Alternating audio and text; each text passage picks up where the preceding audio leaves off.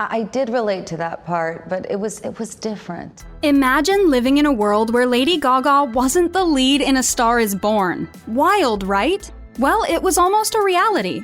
There are tons of movies and TV series in Hollywood that were one casting choice away from looking completely different.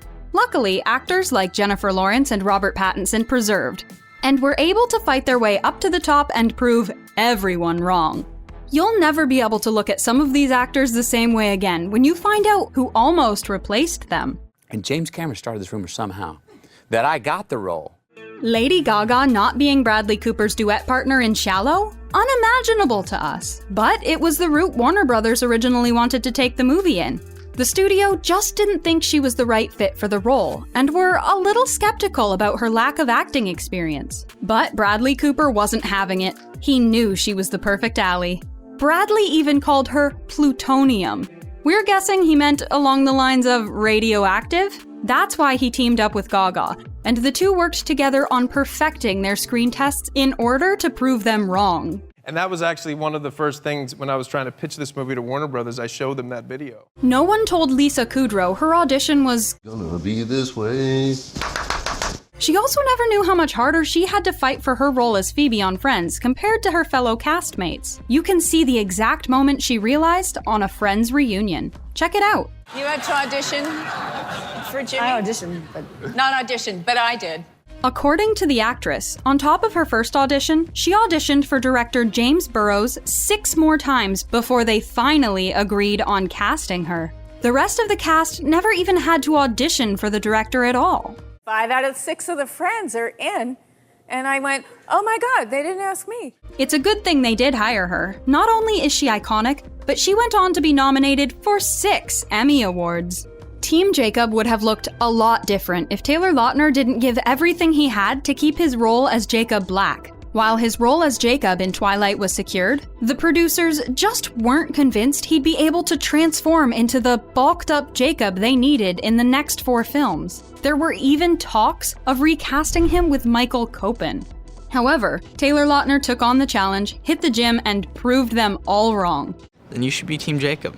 Come to the dark side. Lili Reinhart just wouldn't take no for an answer when it came to her audition for Betty on Riverdale. She's admitted that she was going through a rough patch on her mental health journey when she auditioned for the role and was trying to turn her life around. She sent in multiple self-recorded tapes for the part and was rejected each and every time. She just couldn't get it right. But Lili finally said enough was enough and auditioned in person. She finally got the part.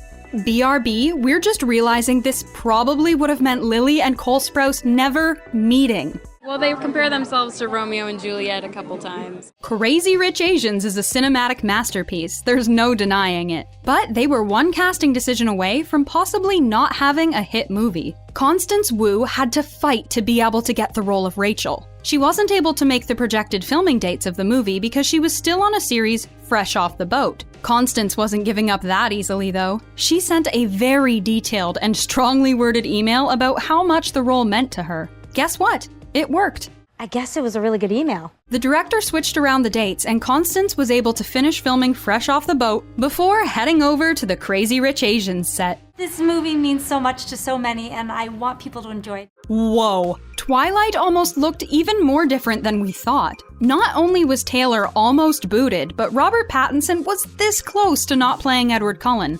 Twice. First, Stephenie Meyer was convinced Henry Cavill was the one for Edward. She wanted me to play the role, but it wasn't up to her. But it turned out he was a little too old for the role by the time filming rolled around. Then, when R-Patz didn't land the role, he was almost fired for how determined he was to make Edward more broody instead of happy. Oh, sorry, I can't remember anything today. In order to appease the director and producers, he had to make a huge effort to reverse how he took on the role, or he would have been fired. Just take a listen to his recount of the situation. You have to do the opposite of what you're doing now or you're going to get fired today. Reese Witherspoon's journey to landing the part of Elle Woods in Legally Blonde was rough to say the least. After her first audition, they basically told her that she wasn't provocative enough to play the role. And she was, of course, discouraged. In order to impress them, her agents told her she had to change up her look for her second audition. So that's what she did. But it was at the expense of being asked some pretty inappropriate questions.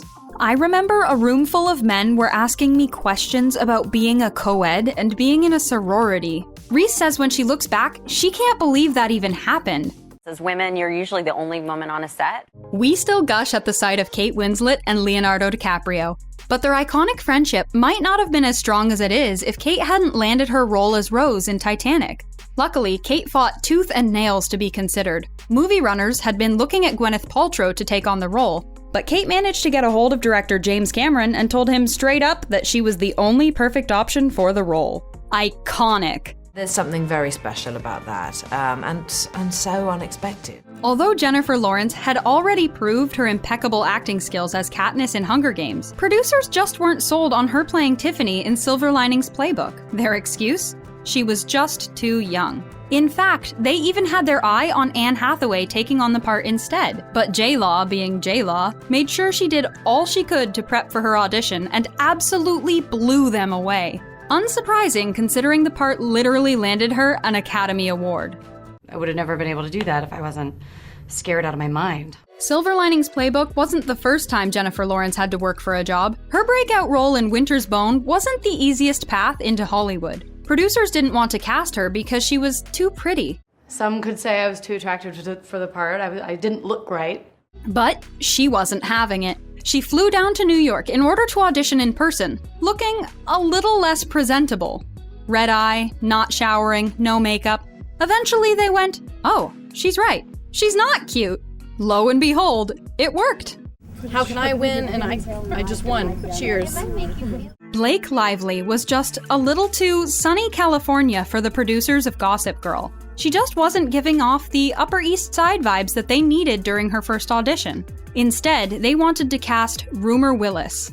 I just saw him like crying. He was like, you made me cry, and it was just so sweet. But Blake Lively took their feedback and went in for a more sophisticated look, straight hair and all. The production team was swayed, and we got the iconic character that is Serena Vanderwoodson. Fun fact, Jennifer Lawrence also tried out for the same role before she got big in Hollywood. Shh. XOXO, Gossip Girl. I moved here to New York to shoot Gossip Girl, and now we're done. We can't imagine anyone playing Drax other than Dave Bautista. It's not just an option. But the directors of Guardians of the Galaxy couldn't always see that. They didn't even want to give him the opportunity to audition because of his pro wrestler status. To make it worse, his agent let him know before the audition how hard it was to get him there because of their hesitancy. But Dave took acting lessons and researched his characters and was thankfully able to sway the casting directors in his direction.